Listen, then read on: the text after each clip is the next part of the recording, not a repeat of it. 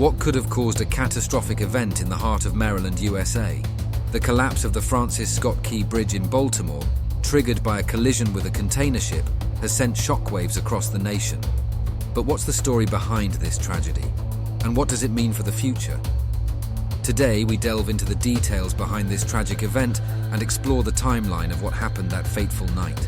The collapse of the Francis Scott Key Bridge in Baltimore, following a collision with a container ship, has led to extensive damage and disruption.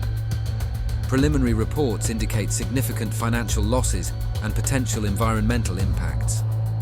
Initial estimates suggest that the financial losses resulting from the bridge collapse could amount to over $80 billion, with damages incurred not only to the bridge itself, but also to surrounding infrastructure and businesses. Furthermore, the environmental impact of the incident is of grave concern, with the potential for pollution from the wreckage and disruption to local ecosystems. Additionally, the closure of the port following the incident has resulted in daily losses estimated at around $9 million, affecting thousands of jobs and billions of dollars in annual revenue. The full economic impact of the bridge collapse is yet to be determined, as authorities work to assess and address the aftermath of this devastating event. Regarding the human impact, there have unfortunately been fatalities resulting from the bridge collapse. Search and rescue teams have recovered bodies from vehicles that fell from the bridge into the river below.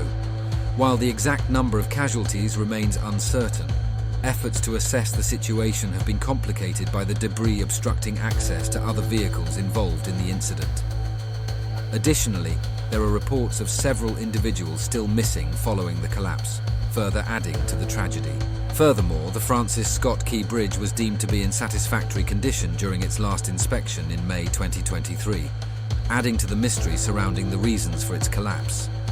Experts are also discussing the implications of the increased size of maritime vessels over the past decades and their impact on the safety of such structures.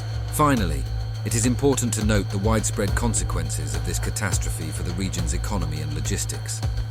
The closure of the port and the temporary cessation of navigation have had a significant impact on trade and supplies, which may have long-term implications for the local and national economy.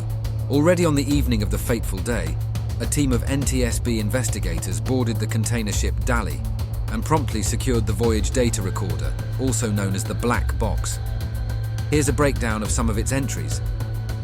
Approximately at 0039, the vessel departed from the Sigurd Maritime Terminal. By 1070, it entered the Fort McHenry Channel. At 0124:59, numerous audio signals were recorded on the bridge, presumably indicating alarms for system or mechanical failures. Around the same time, the VDR ceased recording data from the ship's systems, but managed to continue capturing audio using an alternate power source. At 0126:02, the VDR resumed recording data from the ship's systems. During this time, commands from the bridge crew were being recorded on the audio system. At 0126:39, the ship's pilot made a general radio call to nearby tugs, requesting assistance for the vessel. According to transit control data, around the same time, the Harbor Pilot Association dispatcher contacted the Maryland State Transportation Management Center regarding a power outage on the ship. Around 0127:04, the pilot ordered to release the left anchor and gave additional commands to the helmsman. For anchor release, which in such circumstances is lowered and held only by the brake tape, no electrical power is needed. The brake is manually disengaged by a crew member who must remain at the post continuously. At 0127:25, the pilot made a radio call on the VHF radio, reporting that the ship had lost its maneuverability and was approaching the bridge. Approximately at the same time, the transit service officer contacted two of his units via radio, one on each side of the bridge, already present at the scene, and ordered them to close traffic on the bridge. Subsequently, all lanes were closed. Around 0129 in the morning, the ship's speed relative to the ground was recorded at just under 8 knots. From this moment until about 0129:33, sounds corresponding to the collision with the bridge were recorded on the recorder. Additionally, the MDTA video recorders show the bridge lights dimming. At 0129:39, the pilot contacted the US Coast Guard via radio and reported that the bridge was destroyed. Footage from the incident shows that the ship's lights went out at 1:24 a.m., then came back on and then went out and back on again between 1:26 and 1:27 a.m., which correlates with the recorder's data.